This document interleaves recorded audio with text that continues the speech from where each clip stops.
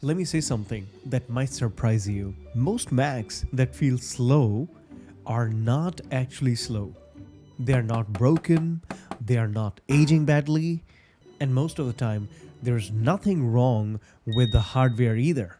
What's happening instead is much quieter. Your Mac is probably busy, or hot, or waiting on something that you don't even realize it depends on. In this video, I will show you what really slows a Mac down and what doesn't. Also, how to fix most of it without installing any third-party apps or without changing a bunch of settings. By the way, this video is less about instructions and more about understanding what really matters when it comes to the performance of your Mac.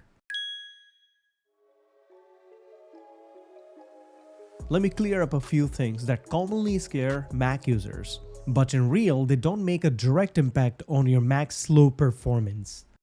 High RAM usage. macOS wants to use RAM, and unused RAM on Mac is a kind of wasted RAM.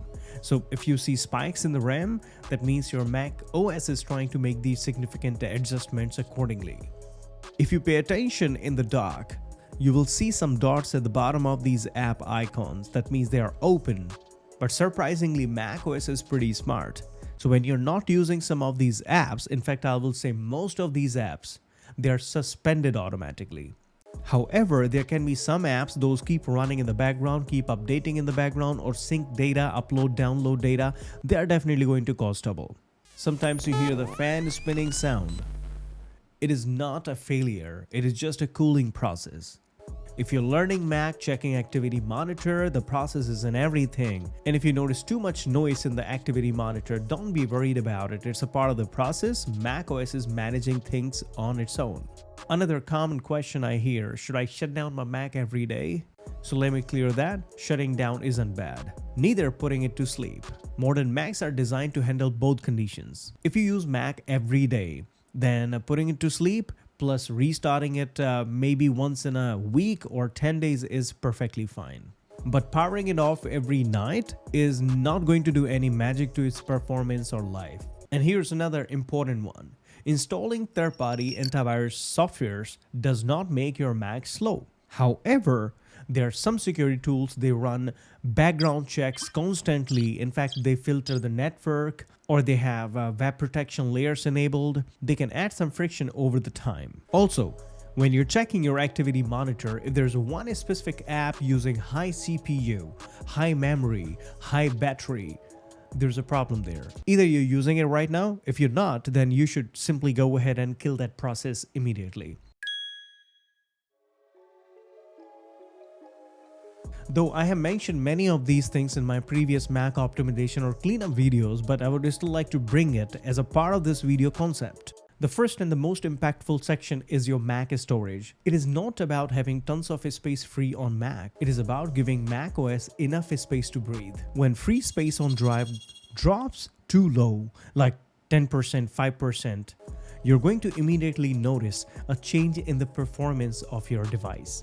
macOS is going to struggle with the basic background checks like memory swapping, temporary files, system housekeeping.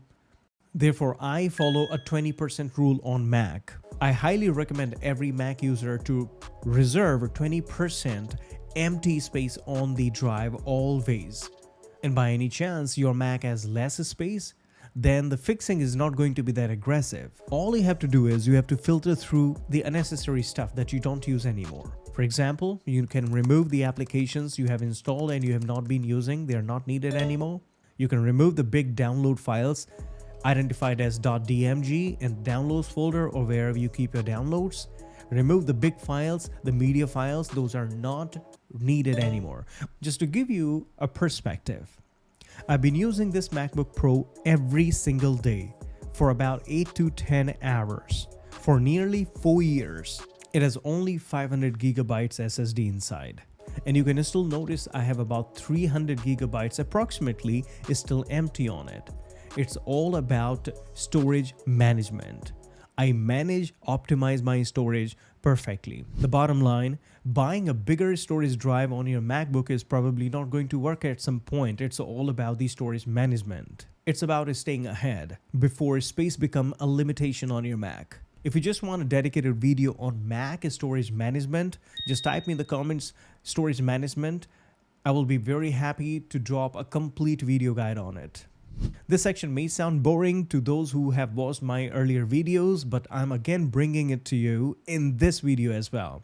Another silent slowdown on your Mac is background apps and their processes. Menu bar tools, sync utilities, clipboard apps, chat apps, cloud services. If there are a couple of them, that's okay. But if there are too many all the time running, not needed, definitely a big problem. Polite network, syncing data, and never really sleeping, that friction adds up. The fix here is not micromanagement. Just ask yourself once in a while, do I use this every day? If not, then it is not important to run in the background. Simply take it off the list. This one is underexplained. If you have ever noticed on your MacBook, if it gets hot, it starts working sluggish. It intentionally slows itself down. And that is not a bug, that is just protection part. External displays, long browser sessions, warm rooms, poor airflow. All these situations raise temperature. Your Mac is not failing. It is just trying to keep itself safe. If you found your Mac running hot, give it about 5, 10 or 15 minutes, it's probably going to restore the performance back to normal on its own. And this is surprising a lot of people, I'm sure. A slow internet connection does not slow Mac's hardware, but in real, it can actually make your Mac feel slow. I'll answer why. Because many modern apps depend on a network. For example, browsers, mail, photos, cloud sync, they are constantly waiting on data. When your network is slow or unstable, apps stall, spin, and hesitate. When in real, it is not the system. It is just the internet, which is really not working well. So you might restart your modem or the router, wait for a minute or two, and then try it again. Probably you're going to get the performance back to normal. So let's suppose you added an antivirus with built-in VPN, or you have a dedicated VPN installed on your Mac. VPNs and other security tools can also quietly add friction, not by maxing out the CPU, but by intercepting network traffic. Web protection, DNS filters, always-on VPNs, they add tiny delays everywhere. You don't see it always in the activity monitor, but you can feel that in responsiveness of your Mac. Now let's talk about a few things that most users do, and they sound helpful, but in real they are not. Force quitting apps constantly. Running cleaner or optimizer tools. Restarting over and over, hoping for speed. These acts don't fix the real causes. On the contrary, they often create the extra work for the system. Here's the mindset shift that helps most users. Macs don't slow down because you're not doing enough. Instead, they slow down when too many small frictions stack up.